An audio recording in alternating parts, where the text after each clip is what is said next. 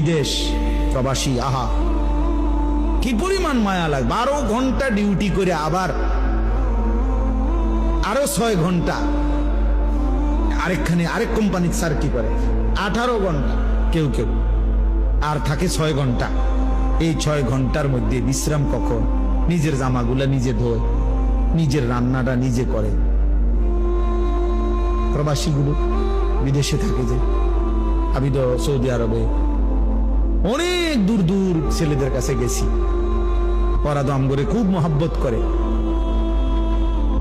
তাইলে এই নিজের রান্না নিজের, কত ছেলে যে বিশ্বাস করো ভাইয়া কি পরিমাণ কান্দে, আল্লাহর কসম। এটা যদি আমি দেখাইতে পারতাম। এখান থেকে এটা বিদেশ অনেক কষ্ট, এই কথাটা কইলো তুমি বুঝদা না ভাইয়া, অনেক কষ্ট। এটা কইলো তুমি বুঝদা না, এটা কইতে তো 1 মিনিট লাগছে, আর অনেক কষ্ট। বাস্তবতা হলো তার চাইতে অনেক বেশি কষ্ট।